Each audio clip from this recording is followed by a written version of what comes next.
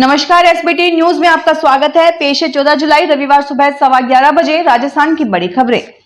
केंद्रीय गृह एवं सहकारिता मंत्री अमित शाह ने सीमाओं पर बसे गांवों को विकसित और जीवंत बनाने के कार्यक्रम वाइब्रेंट विलेजेस प्रोग्राम की प्रगति की शनिवार को यहां एक उच्च स्तरीय बैठक में समीक्षा की और इन गांवों में रोजी रोजगार के अवसर ज्यादा से ज्यादा बढ़ाकर ऐसे गांवों से पलायन रोकने की आवश्यकता पर बल दिया।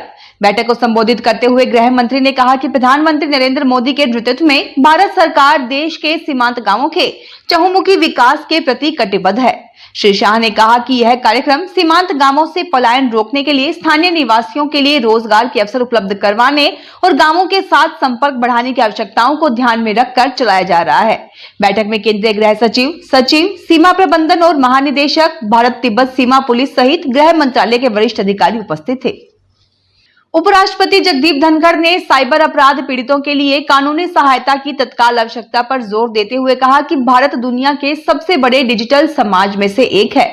धनखड़ ने शनिवार को यहां वैश्विक आतंकवाद प्रतिरोधक परिषद के तीसरे साइबर सुरक्षा सम्मेलन के समापन सत्र को संबोधित करते हुए कहा कि साइबर अपराध पीड़ितों, विशेषकर ग्रामीण क्षेत्रों में कानूनी सहायता प्रदान करने की आवश्यकता है। देश में डिजिटल पहुंच बढ़ने के साथ साथ साइबर अपराध की घटनाओं में वृद्धि पर उन्होंने कहा कि यह एजेंसियों, जांचकर्ताओं, नियामकों और विधि समुदाय के लिए चिंता का क्षेत्र है और इससे निपटने के लिए तकनीकी और मानवीय विशेषज्ञता विकसित की जानी चाहिए। राजस्थान के पूर्व मुख्यमंत्री एवं कांग्रेस के वरिष्ठ नेता अशोक गहलोत ने कहा कि राज्य सरकार को अविलंब प्रदेश में बढ़ते अपराधों पर रोकथाम के लिए ठोस प्रयास करने चाहिए। गहलोत ने अपराध के संबंध में छपी खबर सोशल मीडिया पर शेयर करते हुए शनिवार को ये बात कही। उन्होंने कहा कि ये राज्य के 3 अलग अलग किनारों जयपुर, जैसलमेर और अलवर की खबरें हैं जो गवाही दे रही हैं कि भाजपा सरकार के शासन में राजस्थान में कानून का इकबाल खत्म होता जा रहा है।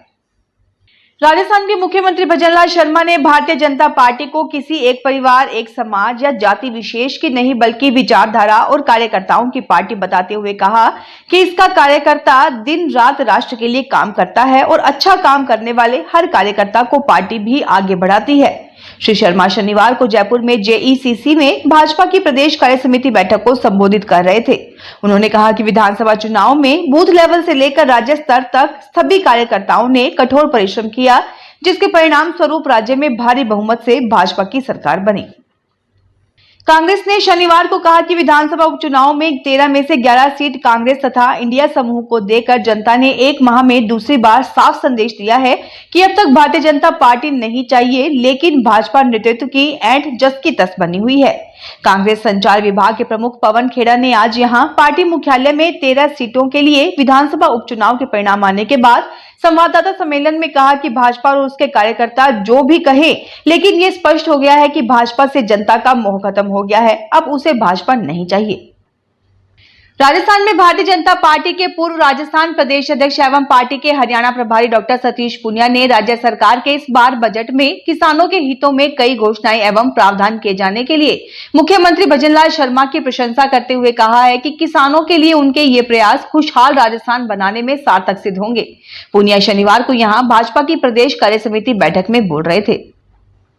राजस्थान प्रदेश कांग्रेस कमेटी की सचिव एवं संगठन में अजमेर शहर प्रभारी रूबी खान ने कहा है कि कांग्रेस में कोई गुटबाजी नहीं है, कांग्रेस एक मजबूत संगठन एवं बड़ा परिवार है। अजमेर दौरे में संगठनात्मक समीक्षा के लिए आई रूबी खान ने पत्रकारों से कहा कि आने वाले समय में कांग्रेस और मजबूत होगी।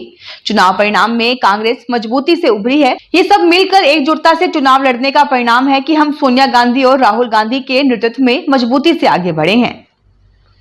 केंद्रीय कृषि मंत्री शिवराज सिंह चौहान का शनिवार सुबह ट्रेन से जयपुर जाते समय निवाई के पास रेलवे स्टेशन पर भाजपाइयों ने जोरदार स्वागत किया। बीजेपी जिलाध्यक्ष अजीत सिंह मेहता के नेतृत्व में स्वागत किया गया। करीब 2.5 मिनट के ठहराव के दौरान शिवराज ने बीजेपी कार्यकर्ताओं का हाथ जोड़कर अभिवादन स्वीकार किया। इस दौरान भाजपा जिलाध्यक्ष अजीत सिंह मेहता ने मंत्री चौहान को हनुमान जी की तस्वीर भेंट की।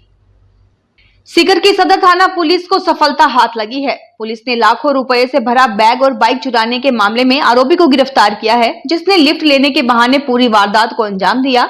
गिरफ्तार आरोपी पर पूर्व में 4 मामले दर्ज है। सदर थाना अधिकारी इंद्रराज मरोड़िया के अनुसार 10 जुलाई को देवीलाल ने रिपोर्ट दर्ज करवाई कि 9 जुलाई को वह अपनी बाइक लेकर सीकर आया था, जो अपने साथ विदेश जाने हेतु बैंक में 2 लाख रुपए जमा करवाने के लिए उधार लेकर आया था। लेकिन जब तक सीकर पहुंचा तब तक बैंक बंद हो चुकी थी। ऐसे में देवीलाल ने 2 लाख रुपए और पासपोर्ट सहित अन्य डॉक्यूमेंट एक बैग में डालकर अपनी मोटरसाइकिल के हैंडल पर लटका लिया। अजमेर शरीफ से जनाब अलहाज उमरदीन चिश्ती सज्जादानशीन दरगाह हजरत बाबा ताजुद्दीन अजमेर शरीफ ने राजस्थान स्टेट हज कमेटी मेंबर जनाब अब्दुल हकीम खान का हाजियों की बेहतरीन खिदमत करने इस्तकबाल किया व दस्तार कर अपनी दुआओं से नवाजा। इसमें खादिम सैयद मुनव्वर चिश्ती, जनाब खालिद खान समाज सेवी, राजस्थान प्रदेश कांग्रेस कमेटी कंट्रोल रूम सदस्य युवा नेता वसीम खान मौजूद रहे। राजस्थान में अजमेर जिले में शनिवार को आयोजित हुई राष्ट्रीय लोक अदालत में 1,07,905 मामलों का निस्तारण किया गया। आधिकारिक जानकारी के अनुसार जिला विधिक सेवा प्राधिकरण की ओर से आयोजित राष्ट्रीय लोक अदालत में 49,78,33,617 रुपए के अवार्ड पारित किए गए। भरतपुर में शनिवार को लोक अदालत में 200 से ज्यादा पारिवारिक मामलों का निस्तारण किया गया। इस दौरान सालों से चले आ रहे पारिवारिक विवाद को सुलझाने में जज और वकीलों ने मध्यस्थता की, जिसके बाद पति पत्नी साथ साथ कोर्ट से अपने घर के लिए गए। कई मामलों में भरण पोषण राशि भी दिलाई गई। इसके अलावा बिजली से संबंधित, बैंक से संबंधित झगड़े, जमीन विवादों के भी निस्तारण किए गए। लोक अदालत में एक ऐसे मामले का भी निस्तारण हुआ जिसमें पत्नी अपने पति और बच्चों के साथ अपने ससुराल लौटी और रजामंदी से केस वापस लेने पर सहमति बनी। कोटा के कॉमर्स कॉलेज में छात्र संघ अध्यक्ष अर्पित जैन के नेतृत्व में छात्रों ने छात्र संघ चुनाव करवाने को लेकर छात्रों के साथ मिलकर टायर जलाकर प्रदर्शन किया। छात्र संघ अध्यक्ष जैन ने बताया कि राज्य सरकार की ओर से गत वर्ष छात्र संघ के चुनाव बंद कर दिए गए थे, जो कि छात्र हित में एक गलत निर्णय था। बिना छात्र संघ चुनाव के कॉलेज में पढ़ने वाले विद्यार्थियों की नेतृत्व करने की शक्ति की विकास नहीं हो पाता है और विद्यार्थियों के हित में गलत होने पर भी किसी तरह का कोई भी न्याय नहीं हो पाता है। राजस्थान के उप मुख्यमंत्री डॉक्टर प्रेमचंद बैरवा आज रविवार को चित्तौड़गढ़ आएंगे। डिप्टी सीएम यहां एक पेड़ मां के नाम प्रोग्राम में भाग लेंगे। इसके बाद जिला स्तरीय अधिकारियों की बैठक लेंगे। डिप्टी सीएम बैरवा राजसमंद से चित्तौड़गढ़ आएंगे और भिलवाड़ा, नसीराबाद, दूदू होते हुए जयपुर चले जाएंगे। प्रधानमंत्री नरेंद्र मोदी ने विश्व पर्यावरण दिवस पर एक पेड़ मां के नाम पर लगाने की अपील की थी। उन्होंने मन की बात प्रोग्राम में ये बात कही थी। तब से देश में इस अभियान को जोर शोर से चलाया जा रहा है। प्रभारी सचिव भास्कर ए सावंत ने शनिवार दोपहर गढ़ स्थित चूरू अस्पताल का निरीक्षण किया। उन्होंने कहा कि राज्य सरकार ने बजट में गढ़ अस्पताल का सैटेलाइट अस्पताल बनाने की घोषणा की है, इसलिए अस्पताल का एस्टीमेट इस तरह बनाओ कि हेरिटेज लुक में नजर आए। प्रभारी सचिव सावंत ने गढ़ स्थित दोनों अस्पताल की बिल्डिंग देखी। उन्होंने कहा कि यह अस्पताल शहर के कितने क्षेत्र को कवर करता है। शहर के लोगों को इसका अधिक से अधिक लाभ मिलना चाहिए, इसलिए इसको इस तरह से तैयार करना है। उन्होंने कहा इस बात का विशेष ध्यान रखा जाए कि इसका लुक हेरिटेज की तरह रहना चाहिए। फिलहाल इस बुलेटिन में इतना ही। फिर हाजिर होंगे और बड़ी खबरों के साथ।